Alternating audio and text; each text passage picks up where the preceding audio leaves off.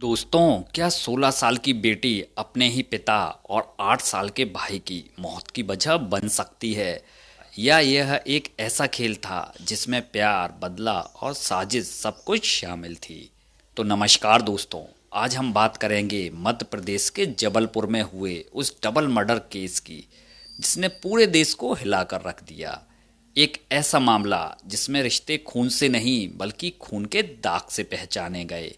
दोस्तों, 16 साल की काव्या ने अपनी चचेरी बहन मुस्कान को एक वॉइस नोट भेजा। मुस्कान, जल लिया, पापा को मुकुल ने मार दिया है। मुस्कान, जल लिया, पापा को मुकुल ने मार दिया है। दोस्तों, सोचिए जरा, ऐसा मैसेज सुनकर किसी का भी दिल दहल जाएगा। मुस्कान, जो पिपरिया में रहती थी, उसने जब कुछ घंटों बाद यह मैसेज सुना तो उसके पैरों तले जमीन खिसक गई। वह दौड़कर अपने पिता के पास गई और उन्हें यह वॉइस नोट सुनाया। अपने ही भाई की हत्या की खबर अपनी ही भतीजी के मुंह से सुनकर सबका दिल बैठ गया और सब सदमे में आ गए। दोस्तों, पिपरिया और जबलपुर के बीच करीबन 230 किलोमीटर की दूरी थी, तो वहां एकदम पहुंचना नामुमकिन था। तब उन्होंने क्या करा? उन्होंने वहां अपने रहने वाले एक परिचित को फोन लगाया और तुरंत सूचना पुलिस को भी दे दी। दोस्तों, तकरीबन दोपहर 3 बजे Jabalpur police railway millennium colony में काव्या के घर पहुंचती है। जैसे ही दरवाजा खोला जाता है, अंदर का मंजर रोंगटे खड़े कर देने वाला था। किचन में काव्या के पिता की लाश पॉलीथिन में लिपटी पड़ी थी और पूरा घर अस्त व्यस्त था। लेकिन सबसे डराने वाली बात यह थी कि 8 साल का तनिष्क, जो कि काव्या का छोटा भाई था, कहीं दिखाई नहीं दे रहा था। पुलिस ने घर का कोना कोना खंगाल डाला। तभी एक पुलिसकर्मी की नज़र फ्रिज के हैंडल पर पड़ती है। उस पर खून के धब्बे थे। जैसे ही फ्रिज खोला गया, सबकी सांसें थम गईं। दोस्तों, फ्रिज के अंदर कंबल में लिपटी हुई तनिष्क की लाश रखी। बीते कुछ सालों में कई केस ऐसे आए जहां लाश छिपाने के लिए फ्रिज का इस्तेमाल किया गया, लेकिन इस केस की बर्बरता कुछ और ही कहानी कह रही थी। पोस्टमार्टम रिपोर्ट ने सच्चाई को और भी खौफनाक बना दिया। और दोस्तों, पिता के सिर पर किसी भारी हथियार से लगभग 10 बार वार किए गए थे। उनका सिर बुरी तरह कुचल दिया गया था। और वहीं तनिष्क के सिर पर 6 बार किए गए थे। लेकिन सबसे दहला देने वाली बात यह सामने आई कि तनिष्क की मौत तुरंत नहीं हुई थी। दोस्तों, उसने फ्रिज के अंदर दम तोड़ा था। सोचिए जरा, 8 साल का बच्चा अंधेरे फ्रिज में बंद अपनी जिंदगी की आखिरी सांसें ले रहा था। लेकिन इस कहानी का सबसे बड़ा सवाल था कि काव्या आखिर है कहाँ?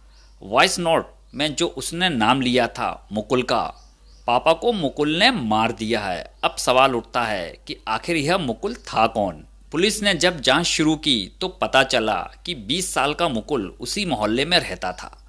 6 महीने पहले सितंबर 2023 में काव्या और मुकुल भागकर भोपाल चले गए थे। और दोस्तों, उस वक्त काव्या की उम्र 15 साल की थी। काव्या के पिता ने मुकुल के खिलाफ पॉक्सो एक्ट के तहत केस दर्ज कराया था और उसे जेल भी भेज दिया गया था। लेकिन दोस्तों, कहानी यहीं ख़त्म नहीं होती। ट्रायल के दौरान काव्या ने कोर्ट में बयान दिया कि वह अपनी मर्जी से मुकुल के साथ गई थी। मुकुल ने उसके साथ कुछ गलत नहीं किया। और दोस्तों, उसके बयान के आधार पर मुकुल को रिहा कर दिया गया। अब सवाल उठता है कि अगर मुकुल जेल में था तो हत्या के दिन बाहर कैसे था वो? सीसीटीवी फुटेज ने सब कुछ बदल दिया। घटना वाले दिन दोपहर 12:30 बजे मुकुल स्कूटी से कॉलोनी से बाहर निकलता दिखता है और कुछ सेकंड बाद काव्या भी उसके पीछे जाती हुई दिखाई देती है। यानी दोनों साथ में थे। दोस्तों, फुटेज में दोनों जबलपुर रेलवे स्टेशन पर दिखाई दिए। प्लेटफॉर्म नंबर 1 से अंदर गए और 10-15 मिनट बाद प्लेटफॉर्म नंबर 3 से बाहर निकलते हुए दिखाई दिए। यह पुलिस को चकमा देने की उन दोनों की चाल थी। फिर बस स्टैंड की फुटेज में दोनों कटनी जाने वाली बस में चढ़ते दिखाई देते हैं। लेकिन 90 किलोमीटर की दूरी तय करने के लिए उन्होंने कई बसें बदली ताकि ट्रैक ना हो सकें। और दोस्तों, दोनों मोबाइल पर पब्लिक वाईफाई का इस्तेमाल कर रहे थे। कोई डिजिटल फुटप्रिंट नहीं छोड़ रहे थे। हर 6-8 घंटे में लोकेशन बदल रहे थे अपनी वो दोनों। कटनी से पुणे, पुणे से विशाखापट्टनम, फिर गोवा, मुंबई और आखिर में कर्नाटक के गुलबर्गा तक उनकी लोकेशन ट्रेस हुई।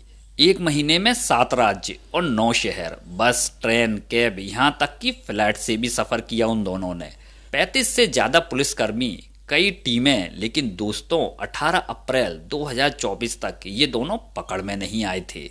और आखिरकार दोस्तों 28 मई 2024 की रात हरिद्वार के एक अस्पताल परिसर में एक महिला पुलिसकर्मी की नज़र एक बेंच पर सो रही लड़का लड़की पर पड़ती है।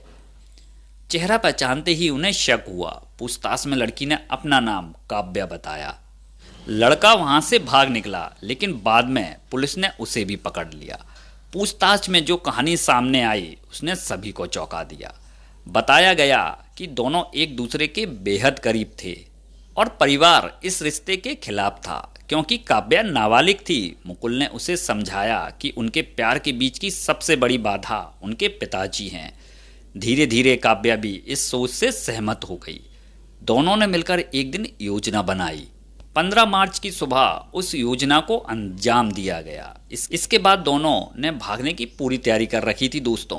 दस्तावेज, पैसे और अलग अलग रास्तों की रणनीति। आज मुकुल जेल में है। काव्या को जुवेनाइल होम में रखा गया है। पुलिस ने अदालत से अपील की है कि इतनी गंभीर साजिश में शामिल होने के कारण मामले को सख्ती से देखा जाए। हमारा उद्देश्य आप लोगों को डराना नहीं है दोस्तों, बल्कि जागरूक करना है। और ये कहानी हमारे समाज की काली सच्चाई को भी बयान करती है कि कम उम्र का आकर्षण भावात्मक कमजोरी और गलत संगति किस हद तक ले जा सकती है। यह इस मामले में समझा जा सकता है। एक पिता जिसने पत्नी को खोने के बाद बच्चों के लिए खुद को समर्पित कर दिया, उसी के भरोसे ने उसके जीवन से हाथ धोना पड़ा। रिश्तों में संवाद, बच्चों की भावनाओं को समझना और समय रहते सही मार्गदर्शन देना कितना जरूरी है। यह कहानी हमें यह सिखाती है, प्यार अगर समझदारी के साथ हो तो जीवन सुखमय होता है, और अगर ना हो तो ऐसी ही गलतियां आदमी करता रहता है। अगर आपको यह कहानी पसंद आई हो तो चैनल को सब्सक्राइब जरूर कर दीजिएगा और बेल आइकन को भी प्रेस कर दीजिएगा, जिससे आने वाले वीडियो के सारे नोटिफिकेशन आपको टाइम पर मिलते रहें। और कमेंट कर कर आप यह जरूर बताइए कि आप यह वीडियो किस देश, किस शहर से देख रहे हैं। तो मिलता हूं मैं अगली नई कहानी के साथ। तब तक के लिए आप मुझे आज्ञा दीजिए। धन्यवाद।